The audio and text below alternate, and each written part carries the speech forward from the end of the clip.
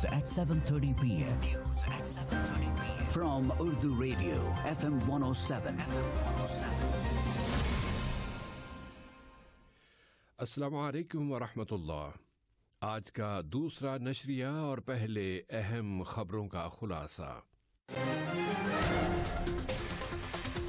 قطر نے بین الاقوامی سلامتی کونسل میں اصلاحات کی غرض سے غیر رسمی مشاورتوں میں سہولت کے لیے بلائے گئے پہلے اجلاس کی صدارت کی ہے۔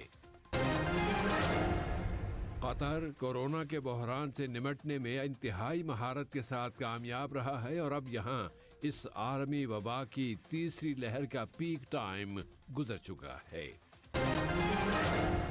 اور نیٹو کے سیکرٹری جنرل نے کہا ہے کہ روسی فوجوں کی تعیناتی یورپ کے لیے خطرہ ہے۔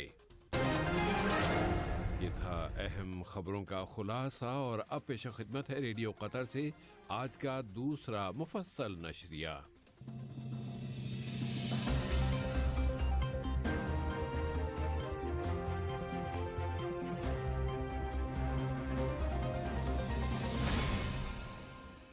بسم اللہ الرحمن الرحیم۔ وزیر مواصلات جناب جاسم بن سیف السلیطی سے ڈیموکریٹک جمہوریہ کونگو کے نائب وزیر اعظم و وزیر خارجہ جناب کرسٹوف بوتون ڈولا اوبالا نے ملاقات کی ہے۔ ملاقات میں قطر اور ڈیموکریٹک جمہوریہ کونگو کے درمیان مواصلات، ٹرانسپورٹ، بندرگاہوں اور شہری ہوابازی کے شعبوں میں دو طرفہ تعلقات اور انہیں مزید فروغ دینے کے وسائل کا جائزہ لیا گیا ہے۔ وزیر محنت ڈاکٹر علی بن سمیخ المری سے جمہوریہ مالی کے وزیر خارجہ و بین الاقوامی تعاون جناب عبداللہ دیوب نے ملاقات کی ہے۔ اس میں دونوں ملکوں کے درمیان مشترکہ تعاون کے مختلف پہلوؤں اور محنت سے متعلقہ مختلف شعبوں میں مشترکہ دلچسپی کے موضوعات اور ان تعلقات کو مزید فروغ دینے کے وسائل پر بات چیت کی گئی ہے۔ قطر نے صحت کے عالمی بحران کے چیلنجوں کی فضا میں سماجی ترقی کے مقاصد کے حصول میں تمام متعلقہ لوگوں کے درمیان انٹرنیشنل سولیڈیرٹی اور کثیر فریقی تعاون اور شراکت و پارٹنرشپ کے فروغ کی ضرورت پر زور دیا ہے۔ سماجی ترقی اور فیملی کی وزیر محترمہ مریم بنت علی بن ناصر المسند نے یہ بات اقوام متحدہ کی کمیٹی برائے سماجی ترقی کے وزارتی فورم کے 60ویں اجلاس سے خطاب کرتے ہوئے قطر کی جانب سے کہی ہے۔ یہ اجلاس ویڈیو کمیونیکیشن کے ذریعے منعقد کیا گیا۔ وزیر مملکت برائے امور توانائی انجینئر سعد بن شریدہ الکعبی سے آج کونگو کے نائب وزیر اعظم و وزیر خارجہ جناب کرسٹوف لوٹون ڈولا اوبالا نے ملاقات کی ہے، جس میں دونوں ملکوں کے درمیان انرجی یعنی توانائی کے شعبے میں دو طرفہ تعلقات و تعاون پر بات چیت کی گئی۔ اقوام متحدہ کے لیے قطر کی مستقل مندوب شیخہ علیہ احمد بن سیف آل ثانی اور ڈنمارک کے مستقل مندوب سفیر مارٹن بل ہیرمین نے آج اقوام متحدہ کی جنرل اسمبلی کی قراردادوں کے مطابق بین الاقوامی سلامتی کونسل میں اصلاحات لانے کے لیے غیر رسمی مشاورتوں میں آسانیاں اور سہولتیں فراہم کرنے کے پہلے اجلاس کی صدارت کی ہے۔ آج وزارت صحت عامہ نے اعلان کیا ہے کہ ملک کی سوسائٹی میں کورونا وائرس کے مزید 673 کیسز اور مسافروں میں 110 کیسز رجسٹر ہوئے ہیں۔ وزارت صحت نے بتایا ہے کہ کورونا کے مزید 1358 مریض اب صحت یاب ہو گئے ہیں اور مزید 2 مریض وفات پا گئے ہیں۔ وہ دونوں کئی دوسری مستقل بیماریوں کے بھی شکار تھے۔ اس نے مزید بتایا ہے کہ ملک کی 87.2% آبادی کو ویکسین کی دونوں ڈوزز دی جا چکی ہیں۔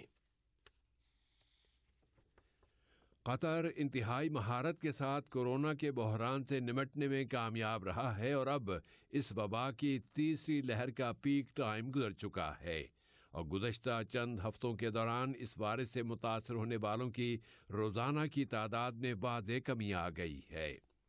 وزارت صحت نے آج سن 2022 کی ہیلتھ کانفرنس اور صحت عامہ کی دوسری مجازی قطر ہیلتھ کانفرنس کا انعقاد کیا ہے۔ یہ کانفرنس ان پہم کوششوں کا پھل ہے جو صحت کی سرپرستی اور بہبود کے شعبے میں جدید ترین وسائل اور سروسز کی فراہمی کے لیے کی گئی ہیں۔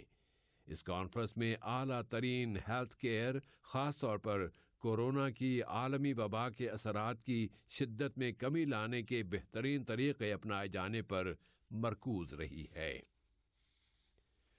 سعودی عرب کے جنوبی حصے میں ابہا کے بین الاقوامی ہوائی اڈے کو نشانہ بنانے کے لیے بھیجے گئے ایک ڈرون طیارے کو ایئر ڈیفنس کی جانب سے روکے جانے کے عمل میں سعودی خبر رساں ایجنسی کے مطابق 12 اشخاص زخمی ہو گئے ہیں۔ لیبیا میں عبوری قومی حکومت کے سربراہ عبدالحمید الدبیبہ ان پر نامعلوم افراد کی طرف سے کی جانے والی فائرنگ میں بال بال بچ گئے ہیں۔ یہ فائرنگ لیبیا کے دارالحکومت طرابلس میں ان کی گاڑی پر کی گئی تھی، لیکن کسی نے اس فائرنگ کی ذمہ داری قبول کرنے کا اعلان نہیں کیا۔ یہ واقعہ ایسے وقت میں پیش آیا ہے جبکہ لیبیائی سیاسی اختلافات کی شدت میں بہت زیادہ اضافہ ہو چکا ہے۔ ملک کے انتہائی مشرقی شہر طبرق میں پارلیمنٹ نے اپنے اجلاس میں سابق وزیر داخلہ فتحی بادشاہ گاہ کو عبدالحمید الدبیبہ کی جگہ ملک کا نیا وزیر اعظم منتخب کیا ہے۔ تیونس کی تازہ ترین صورتحال یہ ہے کہ صدر قیس سعید نے جوڈیشری کی سپریم کونسل کو توڑ دینے کا اپنا فیصلہ واپس لے لیا ہے۔ ان کے اس فیصلے پر انہیں ملک کے اندر اور باہر سے سخت تنقیدوں کا سامنا کرنا پڑا تھا۔ اب انہوں نے کہا ہے کہ وہ جوڈیشری کی ایک عبوری کونسل کا منصوبہ پیش کرنے والے ہیں۔ صدر کے فیصلے کے خلاف، جسے اب وہ واپس تو لے چکے ہیں، لیکن ججوں نے آج اس فیصلے کے خلاف احتجاج کرتے ہوئے دوسرے روز بھی اپنی ہڑتال جاری رکھی۔ ایران کے ایٹمی مسئلے پر ویانا مذاکرات آج دوبارہ شروع ہو گئے ہیں۔ ایران کے صدر ابراہیم رئیسی نے زور دے کر کہا ہے کہ تہران نے ویانا مذاکرات کے بارے میں اپنی سنجیدگی ثابت کر دکھائی ہے تاکہ انہیں ڈپلومیسی اور سفارتکاری کے ذریعے مزید آگے بڑھایا جائے اور عالمی برادری کے اندیشوں کا جواب دیا جائے۔ صدر رئیسی نے کہا ہے کہ ایٹمی سمجھوتے کے موجودہ حالات کی وجہ یہ ہے کہ واشنگٹن اس سمجھوتے سے دستبرداری اختیار کر چکا ہے اور اس کی نیک نیتی بھی غائب ہے۔ دوسری جانب وائٹ ہاؤس کی ترجمان جین ساکی نے اعلان کیا ہے کہ ایران کے ساتھ مذاکرات اب ایک فیصلہ کن پوائنٹ تک پہنچ چکے ہیں اور اگلے چند ہفتوں میں کوئی سمجھوتا نہ ہو سکا تو پھر تہران کے ساتھ ایٹمی سمجھوتے کی طرف واپسی ناممکن ہو جائے گی۔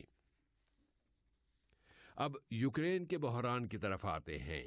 واشنگٹن نے روس اور بایو رشیا کے درمیان مشترکہ مشقیں شروع ہو جانے کے بعد کہا ہے کہ روس یوکرین کی سرحدوں پر اپنے فوجی وجود میں اضافہ کرتا جا رہا ہے، اور اگر روس نے یوکرین پر چڑھائی کر دی تو پھر وائٹ ہاؤس نے یوکرین سے ہزاروں امریکی باشندوں کو نکلنے میں مدد دینے کے لیے وزارت دفاع کے منصوبے کی منظوری دے دی ہے۔ ادھر روسی وزارت خارجہ کی ترجمان ماریا زخارووا نے کہا ہے کہ یوکرین کے آس پاس حالات کو پرسکون بنانے کے لیے ضروری ہے کہ ہتھیار ہٹا لیے جائیں اور کییو کے ساتھ نیٹو کی مشترکہ مشقیں روک دی جائیں۔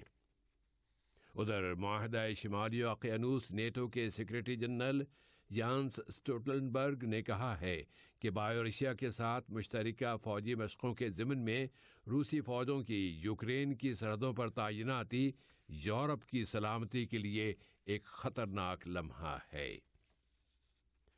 اور اسرائیل کچھ حکومتوں کے ساتھ تعلقات قائم کرنے اور کئی ملکوں سے قریب ہونے کے لیے اپنا جاسوسی کا پروگرام پیگاسوس بے دریغ استعمال کرتا رہا ہے، لیکن اب ایک نئے موڑ میں اسرائیلی وزیر اعظم نفتالی بینٹ نے سرکاری طور پر ایک کمیٹی تشکیل دینے کا حکم دے دیا ہے جو اسرائیلی اہلکاروں کی جاسوسی کے لیے پیگاسوس پروگرام کے استعمال کرنے میں اسرائیلی پولیس کے ملوث ہونے کی تحقیقات کرے گی۔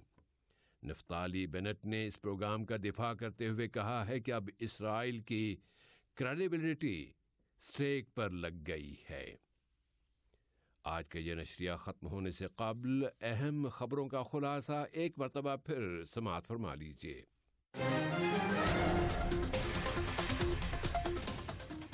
قطر نے بین الاقوامی سلامتی کونسل میں اصلاحات کی غرض سے غیر رسمی مشاورتوں میں سہولت کے لیے بلائے گئے پہلے اجلاس کی صدارت کی ہے۔ قطر کورونا کے بحران سے نمٹنے میں انتہائی مہارت کے ساتھ کامیاب رہا ہے اور اب یہاں اس عالمی وبا کی تیسری لہر کا پیک ٹائم گزر چکا ہے۔ اور نیٹو کے سیکرٹری جنرل نے کہا ہے کہ روسی فوجوں کی تعیناتی یورپ کے لیے خطرہ ہے۔ ریڈیو قطر سے آج کا دوسرا نشریہ اپنے اختتام کو پہنچا۔ فی امان اللہ۔